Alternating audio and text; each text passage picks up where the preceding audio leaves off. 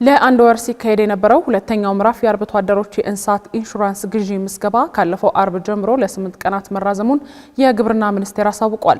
የኢንሹራንስ ግዢ ምዝገባው የሚካሄደው በ5 ክልሎች ለድርቅ ተጋላጭ በሆኑ አካባቢዎች ላይ የሚገኙ አርብቶ አደሮች ሲሆን 30 በመቶውን እንደሚያዋጡና 70 በመቶውን ደግሞ በመንግስት እንደሚሸፍን ሰምተናል። የግብርና ሚኒስቴር ይህንኑ የአርብቶ አደሮች የእንስሳት ኢንሹራንስ ግዢ ምዝገባ አስመልክቶ መግለጫ የሰጠ ሲሆን መግለጫውን የተከታተለው ፍስሐ ደሳለኝ ተጨማሪ ዝርዝር መረጃ ናቷል አድምጠን እንመለስ።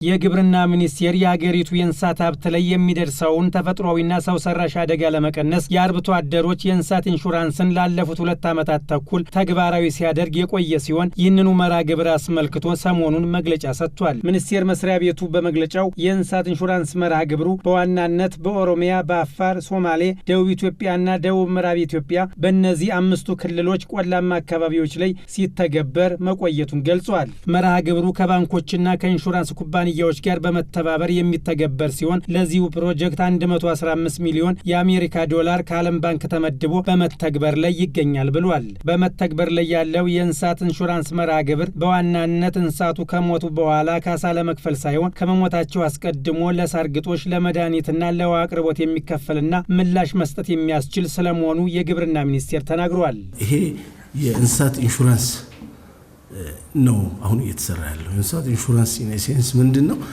ከብቱ ከሞተ በኋላ የመክፈል ጉዳይ አይደለም።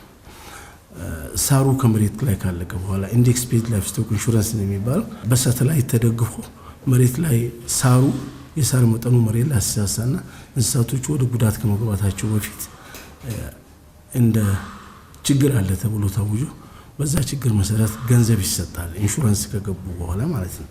በዛ ገንዘብ ኖርማሊ ማድረግ የሚችሉትና የሚገባው ነገር ቢኖር የእንስሳትን ግጦሽ፣ መድኃኒት፣ ውሃ ራሽን ማድረግ ነው ለእንስሳቶቹ።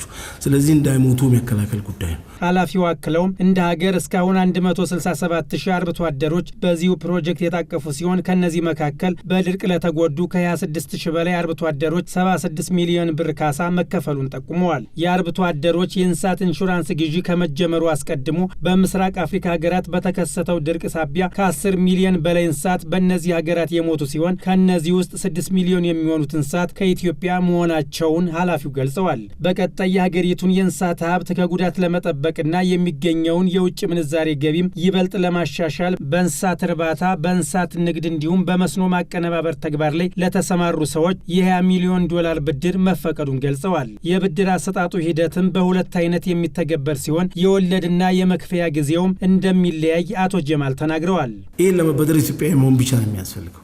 ይህን ለመበደር የንግድ ፍቃድ እንዲኖርህ የመንግስትን ግብር መክፈል ህጋዊነት ብቻ ነው የሚያስፈልገው። ማንኛውም ኢትዮጵያዊ መበደር ይችላል።